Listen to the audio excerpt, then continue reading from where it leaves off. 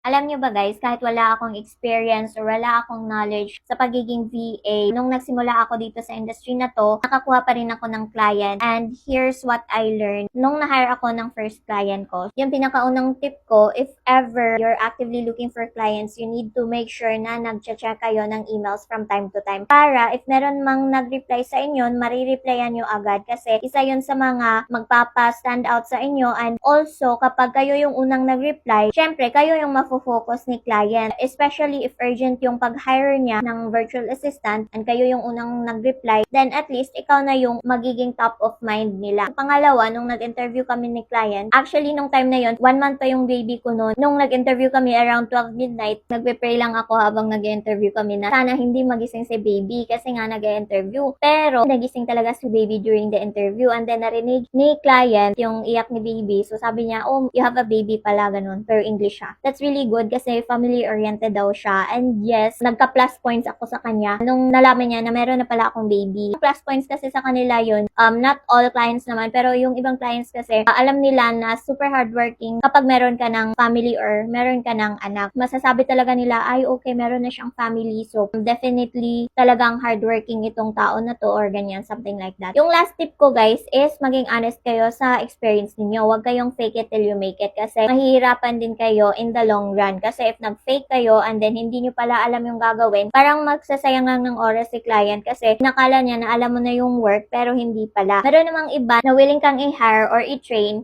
kahit wala ka pang experience. Hahanapin mo na client if you're actually a newbie is yung merong time para i-train ka. Hindi yung mga naghahanap na talaga ng merong experience. Kailangan basahin nyo ng mabuti yung mga job description para hindi ka na magsayang ng oras at the same time hindi mo sayangin yung oras ni client. Sana wag nyong bigyan ng bad experience yung mga potential clients para at least hindi mawala ng trust yung mga potential clients to work with Filipino VAs. So ayun lang yung tips ko for today, and if you want more tips to start your virtual assistant journey, then make sure to hit that follow button para ma-update kayo in case na meron na tayong mga bagong videos. And if you have any other questions, feel free to comment them down below para masagot natin yan sa next videos. Bye!